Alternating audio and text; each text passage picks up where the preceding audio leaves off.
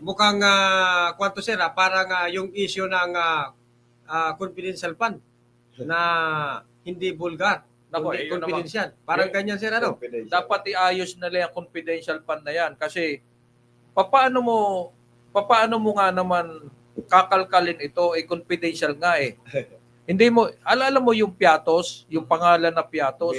Mary Piatos. Kahit pa anong gawin nila, wala talaga sila, tingnan nila mga pangalan dyan, wala sila makukuha sa National Statistics Office. Wala. Pagkat confidential nga eh. Hindi mo pwedeng ibulgar kung ano ang pangalan nung binigyan mo ng pondo. Pagkat ang binibili mo dyan, impormasyon. Eh anong impormasyon? Hindi mo naman pwedeng i-disclose kung anong impormasyon yon. So, talagang gumagamit sila dyan ng mga aliases. Oh, ito naman, alam naman ito ni Congressman Akop, dati siyang dati siyang Philippine National Police Official. Kaya nga sir, si Kwan sir, itong itong babaeng congressman ay talagang pinipilit na magsalita si Kwan sir. Itong si Hindi nga Ombudsman Martires, dahil sabi naman ang paliwanag ni Ombudsman Martires, aba, pati ba naman yung taxi? Yung taxi natin yung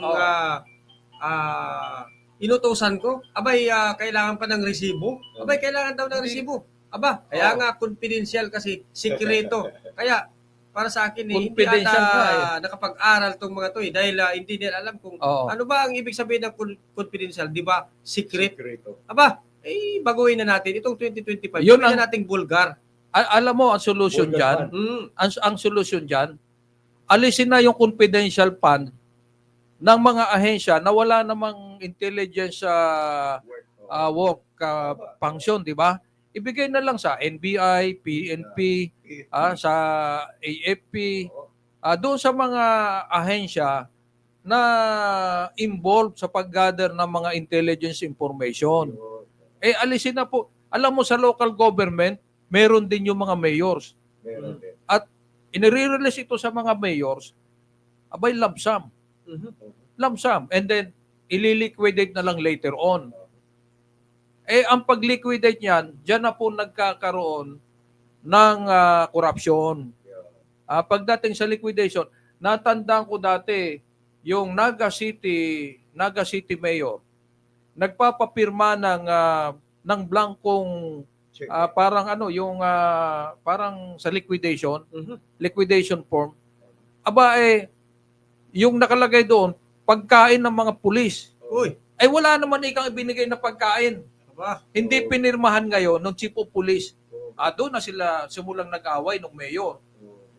More or less, ito nangyayari din po sa ibang mga LGU natin. Meron din.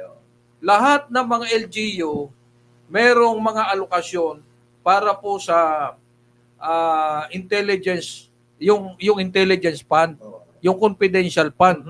Na ito naman, ang kinokontra nitong mga makakaliwa pagkat nagagamit laban sa kanilang organisasyon. At saka sir, isa pa, yung gustong mangyari itong kabilang side ay lahat ng impormasyon na pinaggamitan, kung saan nagpunta, anong ginawa, abay sabihin.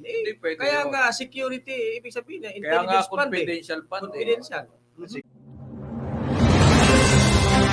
Live from Quezon City, Philippines. Your news, current affairs, and public service channel, Margo TV Philippines. Live